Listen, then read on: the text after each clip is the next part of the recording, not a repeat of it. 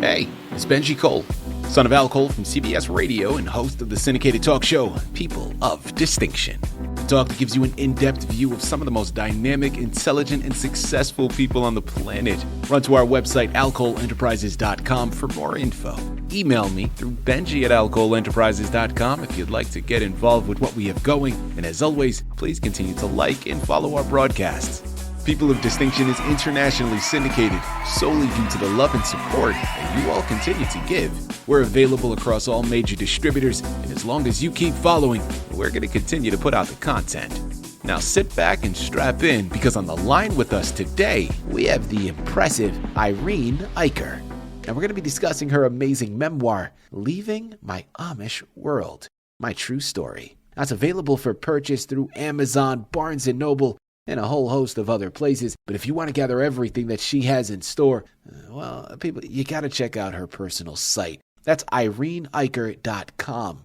There, you're going to gather more information on her, more information on the 4 books that she's written to date, and so much more. Again, that's IreneEicher.com. And just to make sure there's no spelling mishaps, that's EIRENEEICHER.com.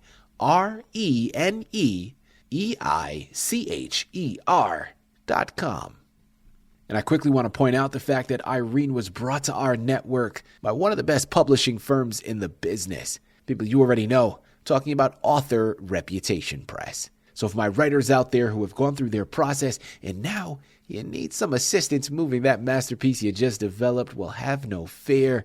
Author Reputation Press is going to help you do just that. Head on over to authorreputationpress.com and gather all the ways that their fantastic team is going to help move your creative endeavors.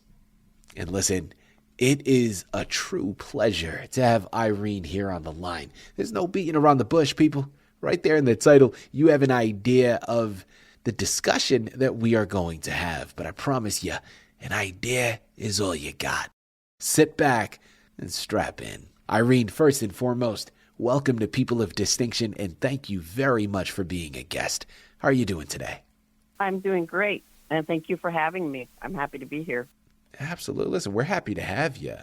Eirene, your story is remarkable. I mean, it really is a true testament to the courage that it takes to choose curiosity over conformity. So we are thoroughly looking forward to this, and thank you for being a guest. First and foremost, let's just jump right into the book. I want to know about your background, but this is a memoir, so we're going to cover a lot of this as well. Leaving My Amish World, My True Story. Tell us a little bit more about it. Well, I'm from a family of 16 children, 14 living. I was the oldest girl. There were 2 boys older than me. They were twins. And I loved growing up Amish. I loved being in a big family. I loved the carefree childhood that my mom and dad provided for us. We were a very tight-knit family, and it was in the Old Order Amish community in Geneva, Indiana. We had no modern conveniences, no indoor plumbing, no screens. So what we did as a kid growing up, we did a lot of horseback riding, a lot of reading. I even worked with my dad on his job. He was a carpenter, so I would run the screw guns. And when my sisters and I helped my mom, we would make noodles and quilts, and, we did a lot of cooking and baking. I have 4 sisters. There were 5 of us girls. And we would all enjoy working in the kitchen with my mom, and she taught us everything that we needed to know about cooking and baking and running a household. Mm-hmm. We did that at a very early age. And then at the age of 16, when we started what they call Rumspringen, we had our Sunday night crowds, is what we call them, where all the young people would get together and party, and including the alcohol, which not all Amish communities allow that, but where I grew up, alcohol was very much a part of every party that we went to. And so my boyfriend at the time, went on a date consisted of a guy taking a girl home on a date into her bedroom. And you can only imagine what happens from there. So I got pregnant at the age of 16, got married at the age of 17. And after we got married, it was a very different, rocky life because my husband, unbeknownst to me at the time, was a severe alcoholic. And so I got to the point where I was raising children and life was just terrible. And I would wonder if this was all that life had to offer. Is this what God put me on this earth for? So I had a lot of questions, and I started searching for more truth. And I found it. I had a reawakening, and I found that God is a loving God, and He was there to help us, not to condemn us or judge us. So as I became more enlightened, I saw that we had to leave the Amish in order to be able to follow Christ the way that I saw Him. So when we left the Amish, we had 5 little boys. We moved into a 1-bedroom apartment in town, and that's where life became unbearable at times because we left everything and everyone that we knew into a whole new world that we knew nothing about. We didn't have a driver's license. My husband had been drinking and driving. He was taken to jail, and there I was with 5 little boys, no driver's license, no transportation, no phone, no money, and life became quite unbearable. It was at that time where I had to rely on God, and He would send people, and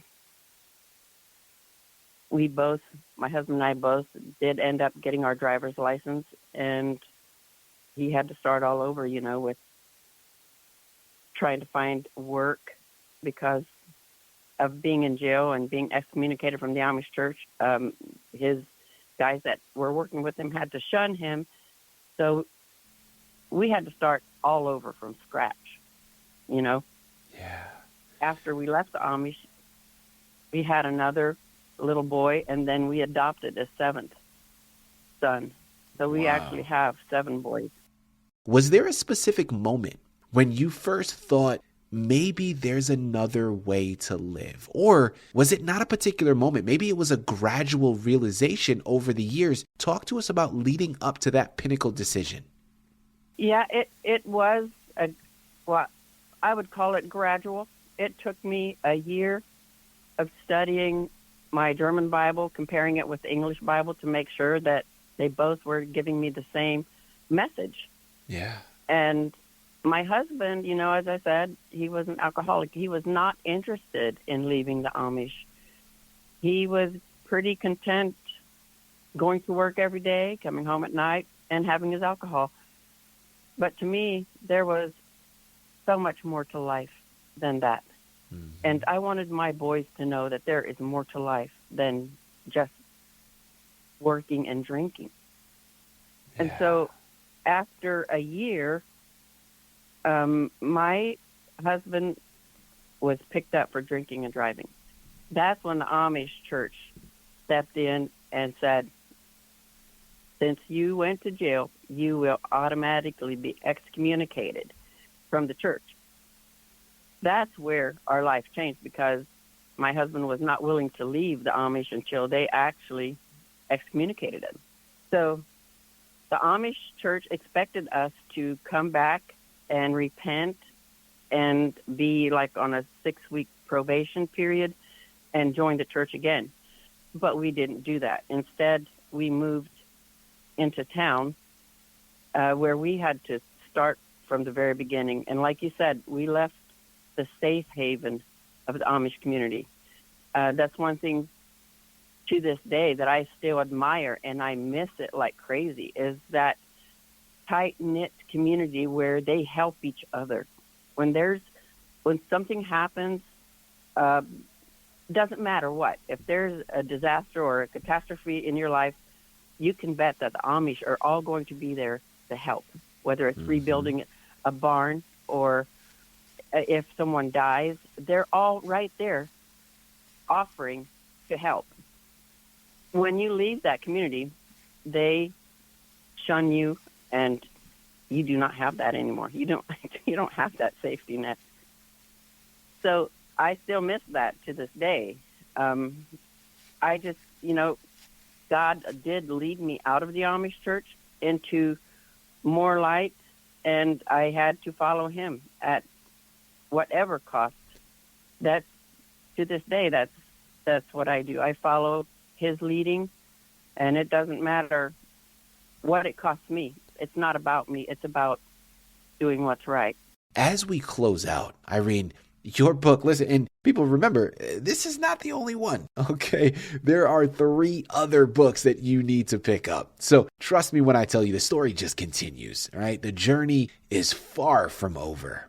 But as we close out of here, Eirene, what are you hoping your readers, whether they're in the Amish community or without, what are you hoping your readers take from your book?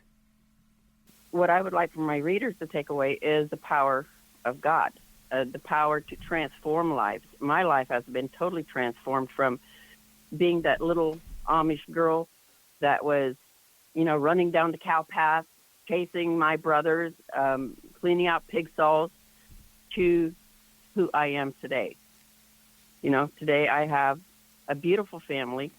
My 7 sons all have families of their own. I have grandchildren. I have 2 great-grandchildren. And my life is very full. I love my career, which I would have never realized had I stayed Amish. I have my author hobby, I guess is what I call it, because I have a passion for writing. I never thought I would ever become an author. I never had a desire to become an author until people told me that I needed to put my story out there. I procrastinated for 30 years before I finally did it. When I turned 60, I said, it's now or never. And so I started writing, and I found that I absolutely love it. There you have it. People, listen, I told you before, there's a lot more here. It's Amazon, it's Barnes & Noble, it's IreneEicher.com. Head on over there. It starts with leaving my Amish world, my true story. But like I mentioned, there are 3 others, and you're going to want to get involved with it, okay? This journey, and really your journey, Eirene, from a young Amish mother to a woman who courageously redefined her family's future, proves that curiosity and change are not threats to faith, but they're invitations to grow. And I think that there is so much in that statement in and of itself. Eirene, your story offers both comfort and challenge. And listen, the past may shape us, but it doesn't have to limit us. And I think that is so profound and is a gift that you've been able to offer us here today. People, you know where you got to go. These are books. I was going to say this, but these are books that need to be added to your shelf because it offers a lot of wisdom and a lot of insight. So you know where to go. Pick them up today. Eirene, this has been a true pleasure, an absolute honor. Thank you once again for being a guest on People of Distinction. Thank you for having me.